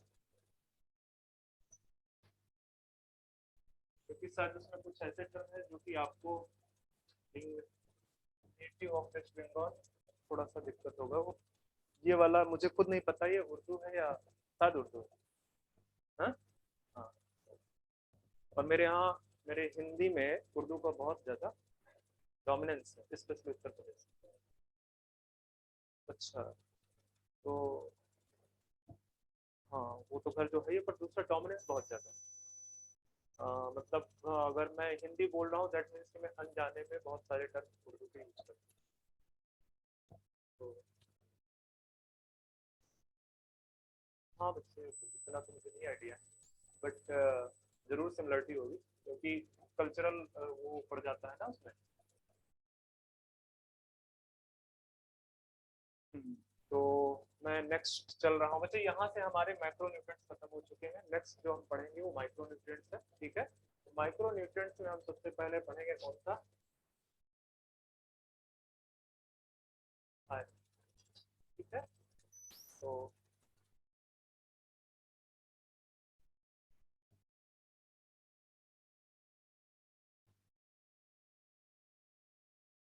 अपटेक फॉर्म, ये बहुत कॉन्ट्राडिक्टरी रहा, कंट्रोवर्सी रही है इसमें आयरन के अपटेक फॉर्म में, बट हम जो एनसीईआरटी लिखती है वो लिखेंगे।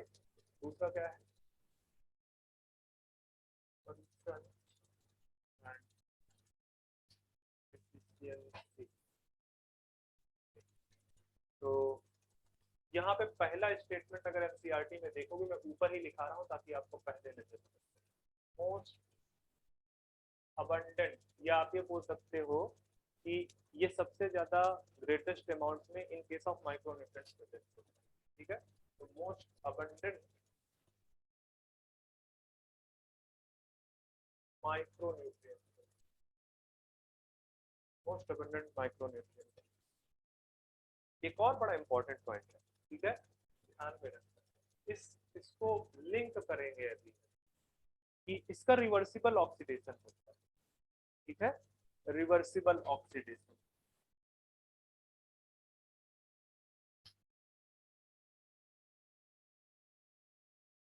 रिवर्सिबल ऑक्सीडेशन होगा तो ये किसमें चेंज हो जाएगा, Fe+2 से Fe+3, ठीक है। फिर से इलेक्ट्रॉन मिलेगा, फिर से किसमें चेंज हो जाएगा।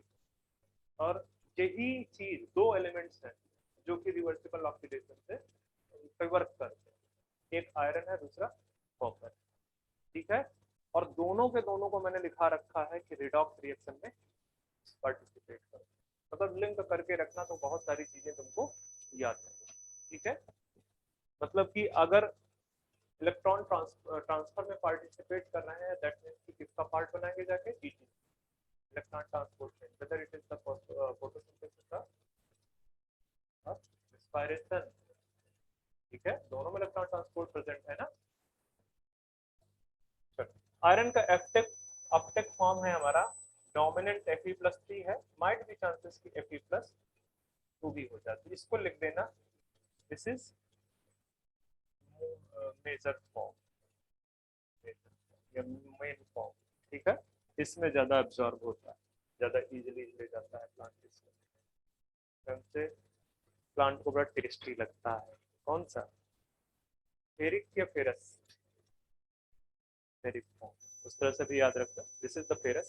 तुम लोग मुझे ज्यादा जानते हो, ठीक है। दिस इज फेरिक फॉर्म, ये भी कर सकता है बच्चे, उसको तो बेवकूफ बनाना है तुम्हें। फेरिक फंक्शन में क्या करेगा, सीआरटी में लिखा है कि participate in transfer of electron during redox, तो रिडॉक्स रिएक्शन में जो ट्रांसफर ऑफ इलेक्ट्रॉन, या ये भी बोल सकते हो कि ईटीसी, इसकी जगह पे ये भी लिख सकते हो ईटीसी, ठीक है। फोटोसिंथेसिस ये भी लिख सकते हो, फोटोसिंथेसिस एंड रेस्पिरेशन, ठीक है। जहां जहां ईटीसी पाई जाएगी फोटोसिंथेसिस रेस्पिरेशन में ईटीसी पाई जाएगी। तो दिमाग में रखना कि रिडॉक्स रिएक्शन की जगह पे मैं यहाँ पे ईटीसी भी लिख सकता हूँ और यहाँ पे मैं लिख सकता हूँ photosynthesis and respiration, photosynthesis and respiration. तो ये 3 पॉइंट है, एक मोस्ट अबंडेंट न्यूट्रिएंट है, दूसरा रिवर्सिबल ऑक्सीडेशन है, तीसरा transfer of electron during redox reaction में, और ये इसका जॉबेबल फॉर्म ये भी पूछा जा चुका है। ये भी मोस्ट प्रॉब्ली मुझे बहुत श्योर नहीं, पर ये भी सच पूछा जा चुका है। तो ये तो श्योर पूछा गया है क्योंकि बहुत कंट्रोवर्सी हुई थी, ठीक है। तो Fe+3 ध्यान में रखना, ठीक है। अब एक और चीज लिख दो कि आयरन है, तो आयरन किसका पार्ट बनाता है, पोरफायरिन, ठीक है। तो लिख दो constituents of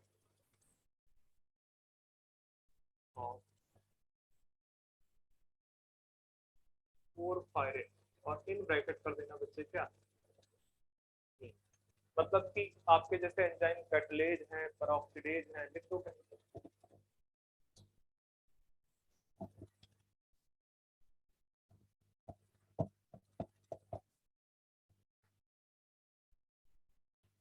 Constituent of catalase, peroxidase, iron वहां पे आपको मिलेगा। हीमोग्लोबिन में क्या पाया जाता है,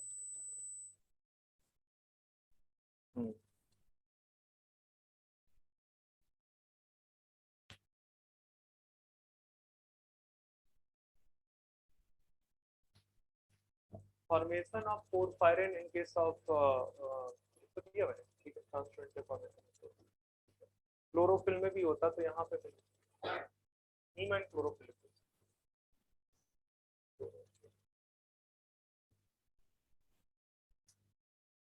बच्चे ऑनलाइन दिख रहा है आपको, हाँ सर।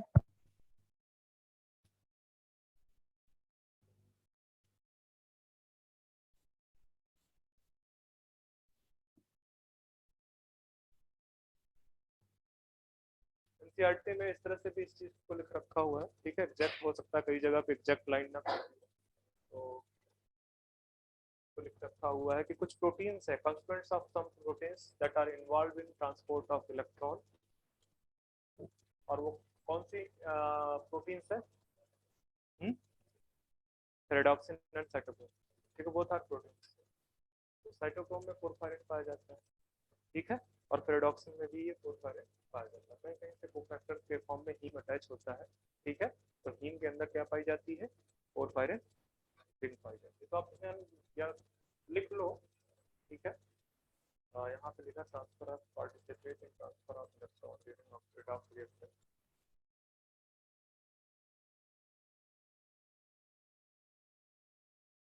या लिख दो कंस्टिट्यूएंट्स ऑफ, पूछना देखते हैं important, constituents of रेडॉक्सिन and,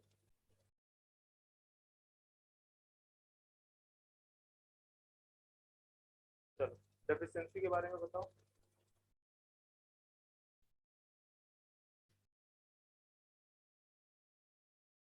chlorosis, necrosis में है क्या, नहीं। तो जैसे यहाँ पे क्लोरोसिस के साथ एक चीज है, इंटरवेनस। अच्छा, दो तरह की क्लोरोसिस होती है, मोटल्ड एंड इंटरवेनस। मोटल्ड में क्या होता है, बच्चे की जैसे हम लीफ बनाते हैं, लीफ नहीं बना दिया, आम बना दिया,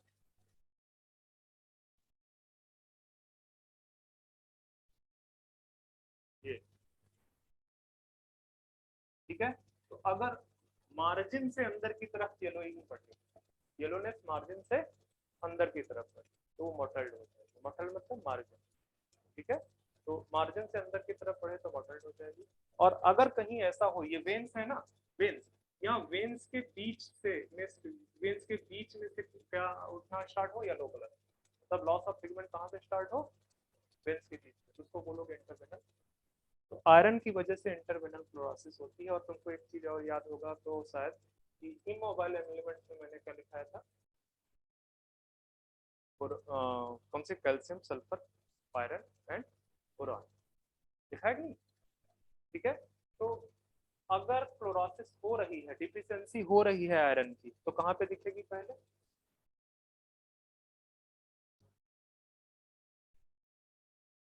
या यंगर को बच्चे क्या बोल सकते हो, ये क्वेश्चन पूछा गया, ध्यान में रखना, ये 2016 में था, अलॉन्ग विद मैग्नीशियम। क्वेश्चन इस तरह से पूछा था कि एक फार्मर है, उसके खेत में कुछ कुछ इस तरह की चीजें दिख रही हैं, ठीक है, उसकी फील्ड में कि मतलब येलोइंग हो रहा है सारा, इस तरह से बनाया था। और उसने ऑप्शन पूछा था कि क्या कमी हुई है, किस चीज की डिफिशियंसी। हालांकि एक ही ऑप्शन था जो उसमें डिफिशियंसी ऑफ एलिमेंट की बात की थी, बट अगर आपको आता है तो बहुत अच्छी बात। उसने लिखा था कि यंग लीव्स में येलोइंग स्टार्ट होती है, ठीक है, देखना जाके मॉड्यूल में भी होगा। और 2016 का क्वेश्चन है पेज 2। ओके, तो आगे बढ़ते हैं बच्चे। आयरन से, आयरन के आगे हमारा कौन सा एलिमेंट है, corp, manganese, manganese.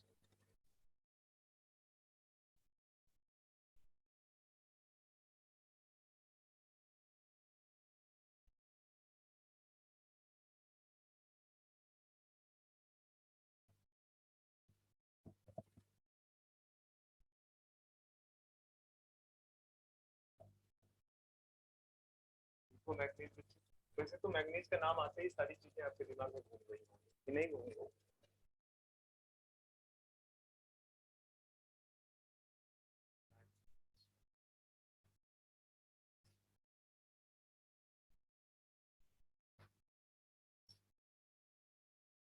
Uptake form ध्यान रखो, अपटेक फॉर्म Mn2+ है, पर जब लिखता है तो क्या लिखता है इसको, मैग्नस, ठीक है, मैग्नस आयन, ठीक है, मैग्नस आयन के फॉर्म में, Mn2+ के फॉर्म में।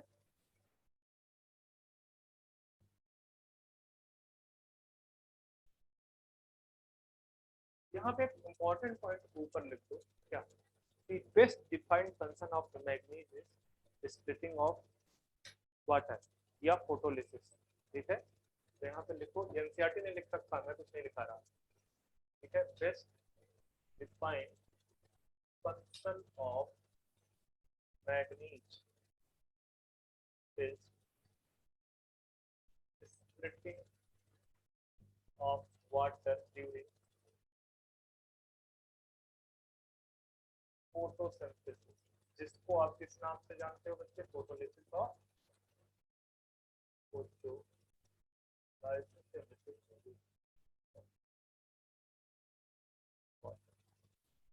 ये ध्यान में रखना, आपसे हो सकता है पूछते कि best defined function of manganese. साथ में बाकी फंक्शन में आप ये लिख सकते हो कि एंजाइम एक्टिवेटर भी है, ठीक है, activator of,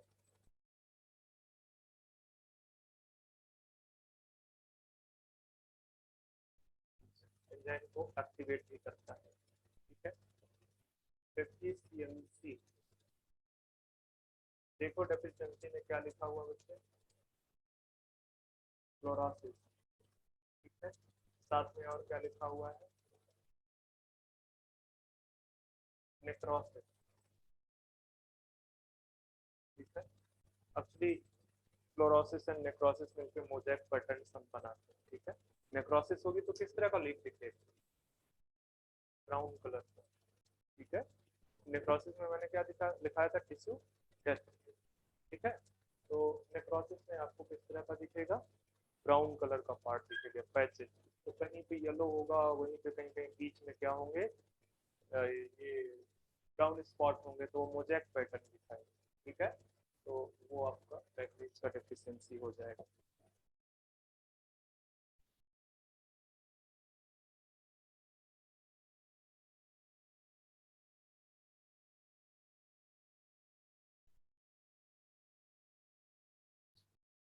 activator of enzyme में आगे लिखो चाहे लिख दो चाहे फोटोसिंथेसिस सही है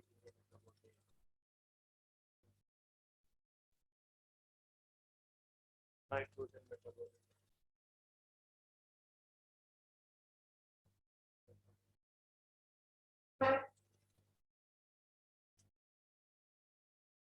यहाँ पे लिख दो चाहे फ्लोरोसिस एंड नेक्रोसिस के बाद मोजैक एक और लिखना चाहो तो लिख लो, हालांकि आएगा नहीं, मन कर रहा है बस सोच रहा हूँ लिखा दूं फिर लग रहा है ना लिखाऊं। चलो grey spot of food,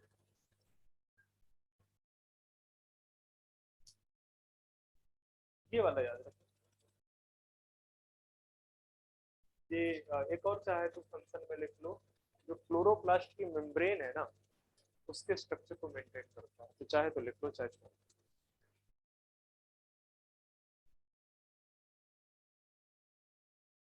maintain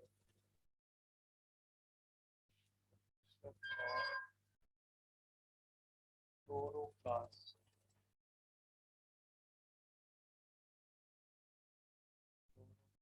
membrane.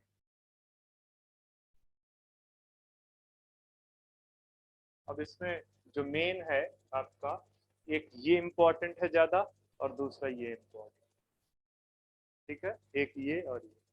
मुझे नहीं लगता मैग्नीज में बहुत ज्यादा कुछ इम्पोर्टेंट है, जहाँ पे इम्पोर्टेंट होगा मैं बता, जैसे आयरन के केस में मैंने बताया था कि रिवर्सिबल ऑक्सीडेशन में पार्टिसिपेट कर, जैसे ही दिमाग में रिवर्सिबल ऑक्सीडेशन की बात हमारे सेट हो गई है दैट मीन्स कि इलेक्ट्रॉन ट्रांसपोर्ट में करेगा। इलेक्ट्रॉन ट्रांसपोर्ट की बात सेट हो गई दैट मीन्स कि कुछ प्रोटीन्स हैं जो कि बेसिकली ईटीसी में पार्टिसिपेट करती हैं, कौन कौन सी है, फेरेडॉक्सिन है एंड साइटोक्रोम, ज्यादातर साइटोक्रोम। अब ये जब आप फोटोसिंथेसिस रेस्पिरेशन पढ़ोगे तो अपने आप तुमको समझ में आ जाएगा, ठीक है। तो साइटोक्रोम्स वो है, तो ये आयरन का जो डिफिशियंसी वाला, सॉरी डिफिशियंसी कह रहे हो वो ऑप्टिक फॉर्म, वो इम्पोर्टेंट, ठीक है। तो अपने आप ही कुछ ही पॉइंट है, बहुत ज्यादा इंपॉर्टेंट नहीं है बच्चे, हाँ बाकी है कि एनसीईआरटी के अंदर दिया है तो पूछ तो सकता ही है, बट फिर भी ज्यादातर चीजें आप उस तरह से याद रखें। नेक्स्ट है जिंक, जिंक भी थोड़ा सा इंपॉर्टेंट है with respect to function, zinc का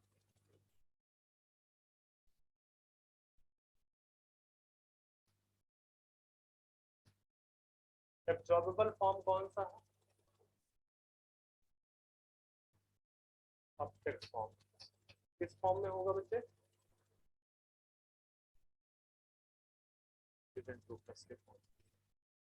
यहाँ पे लिखो कि जिंक बेसिकली इम्पॉर्टेंट है, important for synthesis of tryptophan. अब ट्रिप्टोफान बच्चे क्या है, एक एमिनो एसिड, और ट्रिप्टोफान बेसिकली क्या है बच्चे, प्रिकर्सर ऑफ ऑक्सीजन। ये बहुत इंपॉर्टेंट है, वैसे पूछा जा चुका है, प्रिकर्सर ऑफ ऑक्सीजन कई टाइप से पूछ सका है कि कौन सा जो है एक इंपॉर्टेंट ग्रोथ हार्मोन्स के सिंथेसिस में पार्टिसिपेट करता है, कौन सा ट्रिप्टोफान के सिंथेसिस में पार्टिसिपेट करता है, कई टाइप से पूछा गया। तो ये इसका सबसे इंपॉर्टेंट क्या है, ठीक है, इंपॉर्टेंट या इंपॉर्टेंट पॉइंट है जो आपको दिमाग में रखना। बाकी फंक्शंस में आपको ये बोल सकते हो कि एक्टिवेटर है various enzyme, activator of various enzymes. अब कौन कौन से एंजाइम्स है, जिसमें से 3 एंजाइम्स मैंने सेलेक्ट किए जो कि ज्यादा मुझे लगता है। एक है बच्चे डी कार्बोक्सिलेज, एक है डिहाइड्रोजनेज, डिहाइड्रोजनेज, और एक है कार्बोनिक एनहाइड्रेज, कार्बोनिक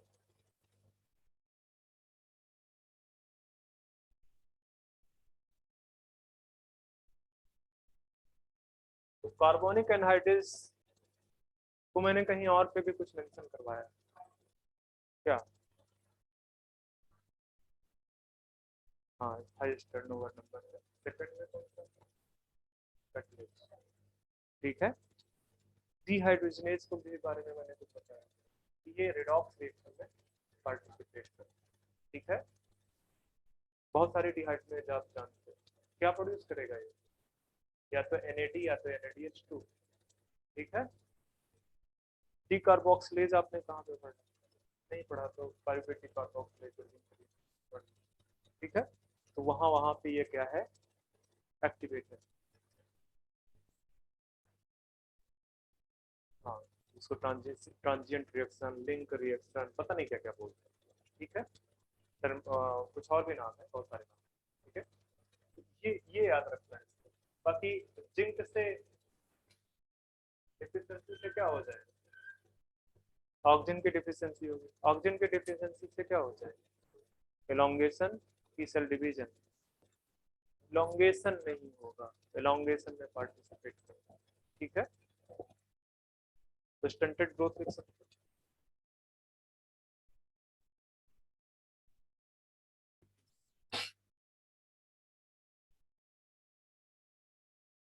या आप ये लिख सकते हो स्टंटेड ग्रोथ में स्टाउट एक्सिस, स्टाउट एक्सिस गौना हो जाए। नहीं होगा। हेरा डिजीज एक है, इसको ये इंपॉर्टेंट है, पता नहीं यहाँ काम आए ना आए, जो बच्चे MBBS क्वालिफाई नहीं कर पाएंगे उनके लिए जरूर काम आएगा। हेरा डिजीज ऑफ, बड़ी हंसी आ रही है, क्या हुआ? हेरा disease of paddy or rice, little leaf disease. नहीं, बच्चे इसमें हंसने की क्या बात है? उनमें से भी अगर कितने सारे डॉक्टर बन गए, पता नहीं उनके अंदर डॉक्टर है भी कि नहीं पेशेंट डॉक्टर। ये एक समस्या। यहाँ तो समस्या क्या होता है ना कि +2 करने के बाद फिर समझ नहीं आता कि करें। चलो प्रिपरेशन कर लेते हैं, बायो वाले हैं तो MBBS बनने की प्रिपरेशन कर लेते हैं, और मैथ्स वाले हैं तो इंजीनियरिंग। तो मैथ्स वाले इंजीनियरिंग कॉलेज इतने खुल गए हैं कहीं ना कहीं, उनके लिए नॉर्मल हो गया। ग्रेजुएशन जैसे नॉर्मल ग्रेजुएशन करेंगे वैसे इंजीनियरिंग से ग्रेजुएशन कर लेते हैं, क्योंकि अभी मेडिकल फील्ड में उतना तो है नहीं। स्टिल ऑलमोस्ट मुझे लगा 70,000 to 80,000 ऑल इंडिया सीट है। 1 लाख हो गई। बस 70-80,000।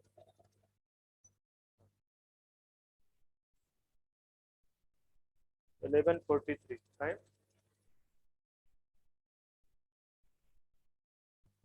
चलो बच्चे, अब मैं बिना खत्म किए नहीं छोड़ूंगा, इसको तो खत्म कर लें।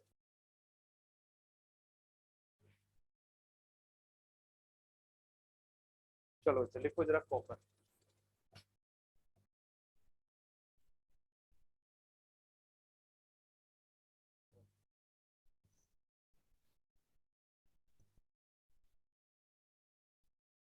अब तक फॉर्म क्या लिखोगे? Q2 प्लस को क्या बोलते हैं बच्चे? दोनों फॉर्म में याद रखो। ठीक है। क्यूप्रिक लिखा है। फंक्शन में बच्चे मैंने अभी अभी बताया था, ये इसमें क्या होता है? Reversible oxidation. रिवर्सिबल ऑक्सीडेशन का मतलब है कि Cu जो प्लस है किसमें चेंज हो जाएगा? Cu1 प्लस में चेंज हो जाएगा 2 प्लस में change। ठीक है। ऑक्सीडाइज हो जाएगा, इलेक्ट्रॉन का लॉस करके। तो इस वजह से ये किसमें पार्टिसिपेट करेगी बच्चे? Redox reaction. मतलब कहने का क्या है? ETC। क्या ये बोल सकते हो कि कौन सी एंजाइम का पार्ट बनाएगा बच्चे? Cytochrome and pyridoxine. अच्छा, जिन बच्चों ने थोड़ा सीरियसली +2 किया है वो मुझे बता दें कि जब आप PTC पढ़ते हो, PTC नहीं, फोटोसिंथेसिस का जब आप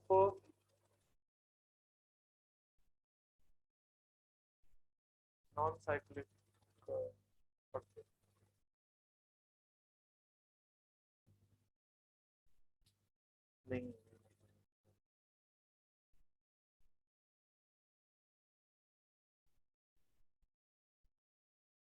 हाँ, फोटोसिंथेसिस का नॉन साइक्लिक।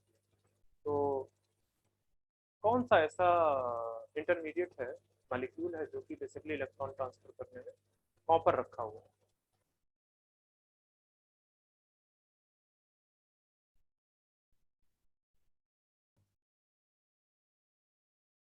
इसी से नाम है, चलो hint देते हैं।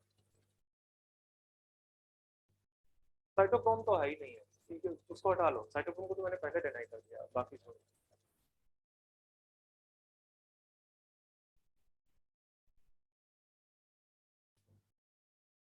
मेरा भी दिमाग उसमें फंस गया, तो मैं भी उसको वहां पे पहुंच सकता हूँ।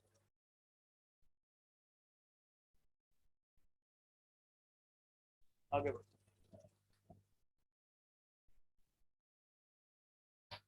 जब बताऊंगा फोटोसिंथेसिस दोनों जगह पे है बच्चे, उसमें भी है, फोटोसिंथेसिस में भी है, और आपका जो ईटीएस है इसका रेस्पिरेशन में, ठीक है, वहां पे भी प्रेजेंट है। और जो कि कॉपर कंटेनिंग प्रोटीन्स है, और उस प्रोटीन बहुत छोटी सी प्रोटीन है, कॉपर कंटेनिंग प्रोटीन, तो मुझे याद नहीं आ रहा कॉपर कंटेनिंग प्रोटीन। चलो आगे बढ़ो। कॉपर में डिफिशियंसी में लिख लो बच्चे, डिफिशियंसी में यहाँ पे भी dieback disease of citrus,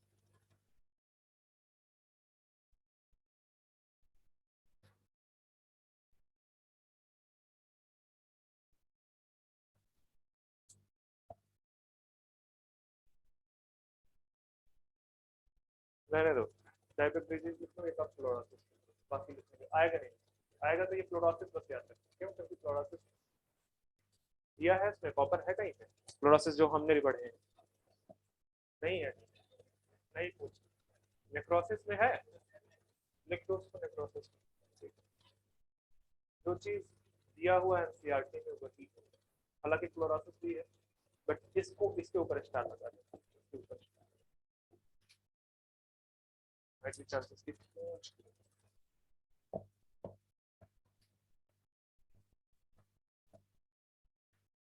copper के बाद आ जाओ बोरॉन, बहुत इंपॉर्टेंट। अच्छा कितने बच्चे हैं? बोरॉन, मैग्नीफिक, फ्लोरीन।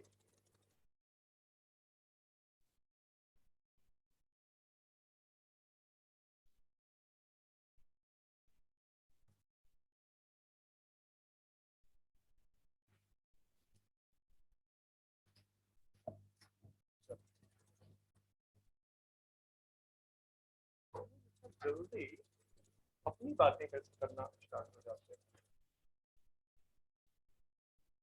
अब तक फॉर्म क्या है बच्चे? बोरेट। तो बोरेट में CO4 3, और साथ में बच्चे एक और है C4O7 2-, तो दोनों को याद रखो, ठीक है। फंक्शन और डेफिशिएंसी चाहे याद रखना चाहे नहीं याद रखना। फंक्शन में चलो आप बोरॉन में एक इम्पॉर्टेंट फंक्शन है हेल्प इन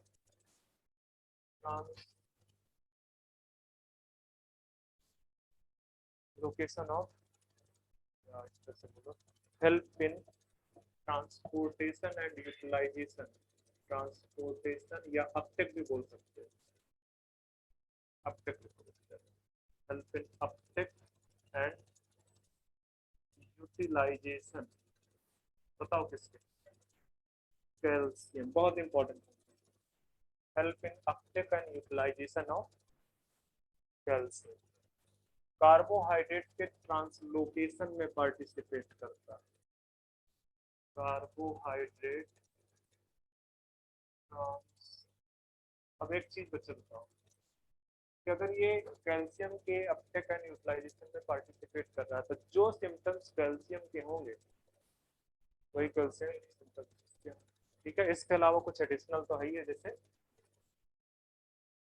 carbohydrate translation, pollen grain germination, या बोल सकते हो पॉलन ट्यूब का फॉर्मेशन। में जर्मिनेशन ऑफ पॉलन ग्रेन लिख लो, अंडरस्टूड समझ लो, ठीक है। Germination of pollen green on green के जर्मिनेशन में पार्टिसिपेट करेगा।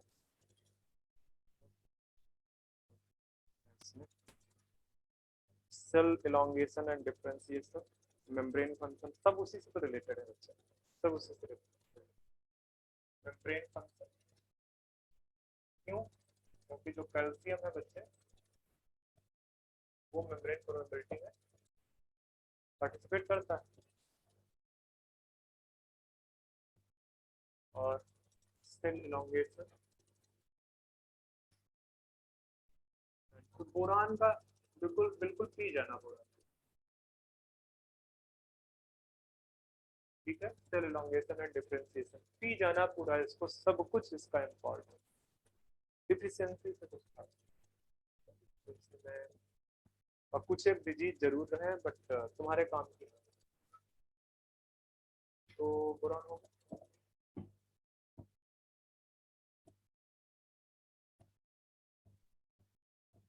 बोरान के बाद हमारा एक है मॉलिब्डेनम। मॉलिब्डेनम में भी तुम जानती हो मॉलिब्डेट फॉर्म में एब्जॉर्ब होता है।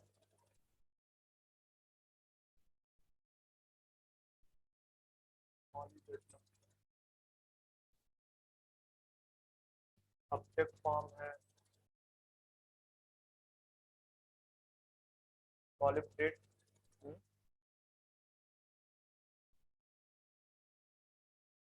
कौन सा कितना होगा? एमओ क्या बच्चे? एमओ टू प्लस है क्या? हाँ देखना जरा सा कुछ, देखना मेरे पास डेटा है।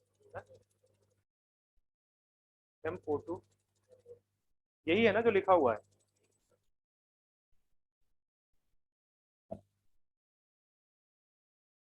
ये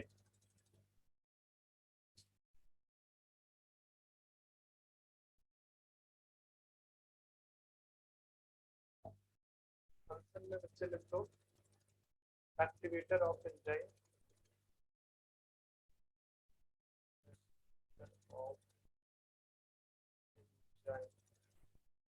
अब इस तरह से लिख सकते हैं N2 फिक्सेशन, या सीधे सीधे पर्टिकुलर एंजाइम का नाम लिख सकते हो नाइट्रोजनेज, ठीक है। मॉलिक्यूल इससे भी क्लोरोसिस होती है बच्चे।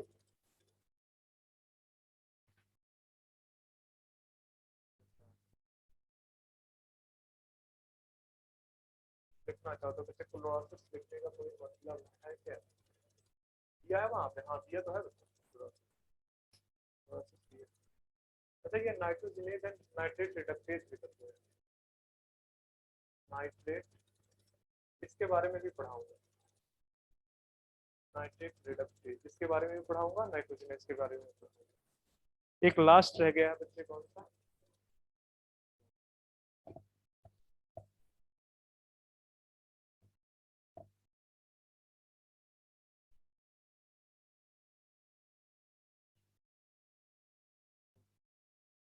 तो सिंपल है, कुछ रटना नहीं है फ्लोरीन के बारे में। अपटिक फॉर्म की बात आएगा तो यहाँ पे डिफिशियंसी नहीं लिखा था मैंने, ठीक है। तो अपटिक फॉर्म की बात करेंगे तो आपको पता है एनायनिक क्लोराइड आयन। और जब आप फंक्शन की बात करेंगे तो जैसे एनसीईआरटी में दो एक इम्पोर्टेंट लिखे हुए हैं कि determination of solute concentration, determination of solute concentration कहाँ पे बच्चे? देखो सेल टाइप लिखा है या क्या लिखा हुआ है? ये साइटोप्लाज्मिक कोश से और नहीं, आप देखो जरा। साथ में एक और चीज लिख दो, पैटानिक एनायनिक रेगुलेशन ऑफ पैटाइन and anionic balance along with along with along बनाओगे लिखो, अभी तो बताया था कुछ देर पहले, सोडियम एंड पोटेशियम। अच्छा, स्प्लिटिंग ऑफ वाटर या photolysis of water, photolysis of water during photosynthesis.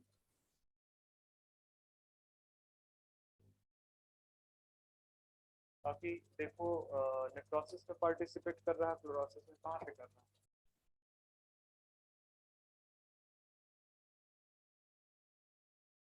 हाँ, नहीं है कहीं पे भी, में होगा तो करो।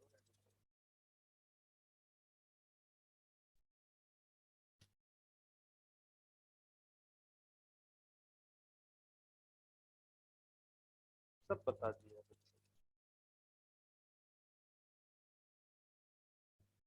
एक बाहर से एक पॉइंट वैसे मैंने शायद दिखा दिया, found abundantly marinated cell hydrogen and एक लिख सकते हो minerals that participate in redox reaction। कौन कौन से होंगे बच्चे? आयरन एंड, शायद लिखा है, नहीं लिखा है तो बच्चे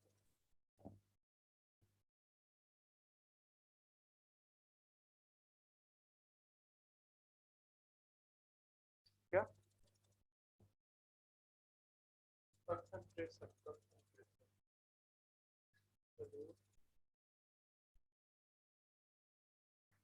यहाँ पे अगर आप डिफिशिएंसी में क्लोरोसिस प्लस निक्रोसिस लिखना चाहते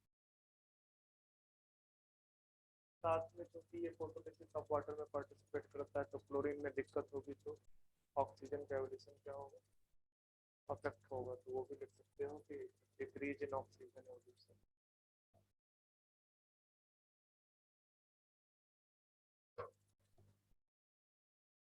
एक लेक्चर आपका पूरा हो जाएगा तो कल हमारा क्या चलेगा,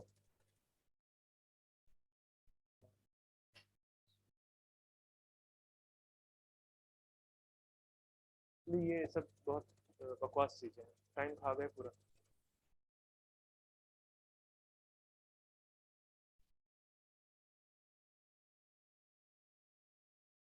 मॉड्यूल है किसी के पास, बच्चे के पास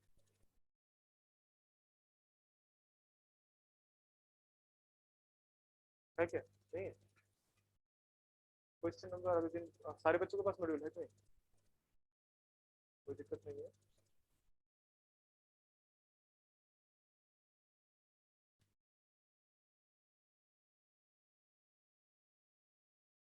तो क्यों सारे बच्चे मॉड्यूल मॉड्यूल क्यों नहीं ले रहे? चलो फिर जो भी, थोड़ा क्वेश्चन करवाने में आसानी हो जाती है। बाकी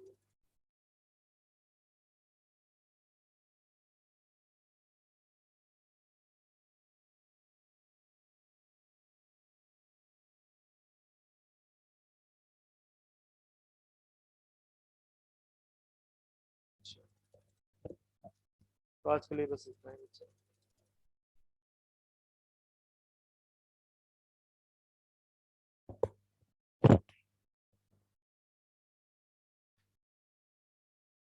लेना जाके